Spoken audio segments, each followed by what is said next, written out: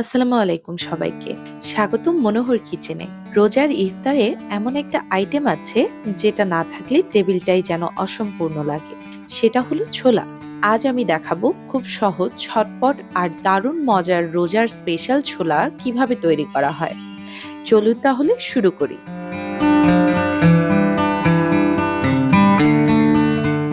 প্রথমে আমি একটা পাত্রে রাতভর ভিজিয়ে রাখা ছোলাগুলোকে পানি থেকে ছেঁকে সুন্দর করে তুলে নিয়ে নিব।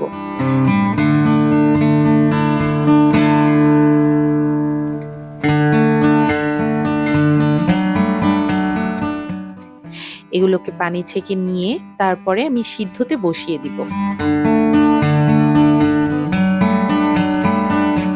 এবার একটা পাত্রে আমি সামান্য পরিমাণে তেল দিয়ে দিচ্ছি।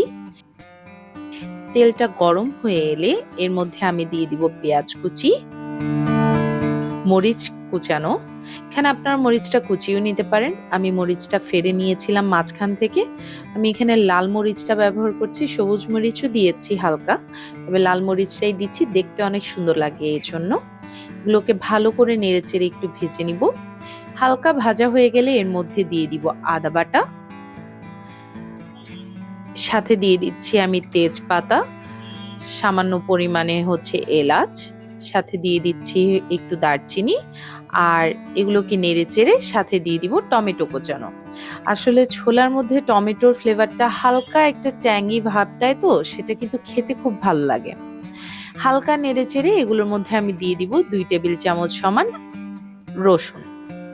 রসুন দেওয়ার পরে এটাকে ভালো করে নেড়ে চেড়ে এরপরে এর মধ্যে আমি দিয়ে দিচ্ছি লবণ, স্বাদ মতো লবণ দিয়ে দিব। যেহেতু আমার এর মধ্যে আমি টমেটো দিয়েছি, টমেটোটা একটা টক ফ্লেভার দিবে, তো সেহেতু আমি এর মধ্যে একটু বেশি করে লবণ দিয়ে দিলাম।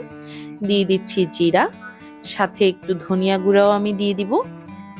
জিরা আর ধনিয়া গুঁড়াটা একটা সুন্দর ফ্লেভার দেয় কিন্তু ছোলার মধ্যে।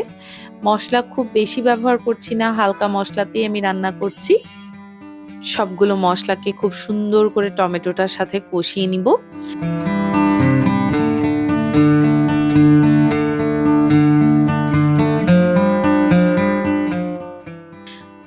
একটু হলুদ দিয়ে দিব এর মধ্যে।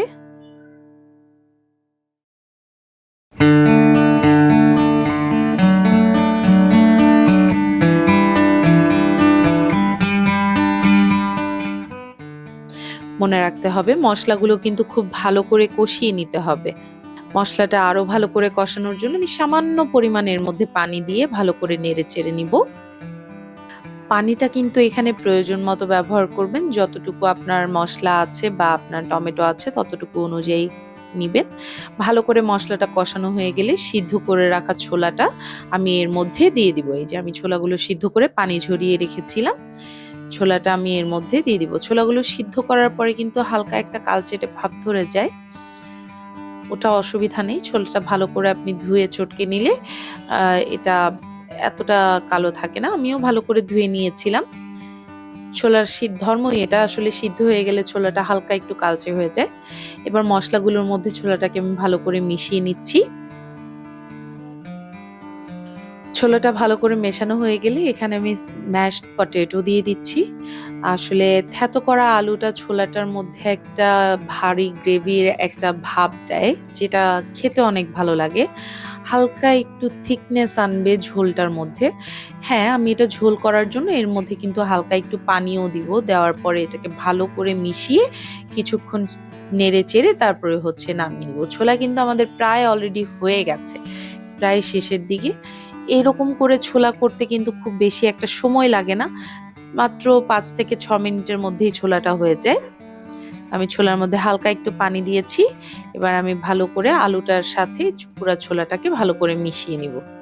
ছোলাটা কষানো শেষে আমি এর মধ্যে একটা গুঁড়া মশলা দিয়েছি।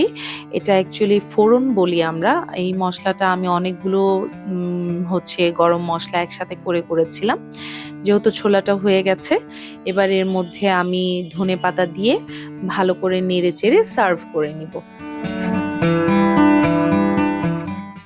মাত্র 6 মিনিটেই ছোলাটা তৈরি হয়ে গেছে। কষ্টটা খালি হয় একটু রাতভর ছোলাটা ভিজিয়ে রাখা, তারপরে সিদ্ধ করার জন্য যতটুকু সময় যায়, বাকিটাতে কিন্তু খুব অল্প সময়েই ছোলাটা তৈরি করা যায়। এই তো আমার ছোলা তৈরি হয়ে গেছে। এই রমজানে আপনিও ছোলা তৈরি করুন এবং আমাদেরকে জানাতে ভুলবেন না যে আজকের রেসিপিটা আপনাদের কাছে কেমন লাগলো। দেখা হবে পরবর্তী ভিডিওতে। ততদিন পর্যন্ত ভালো থাকবেন। আসসালামু আলাইকুম।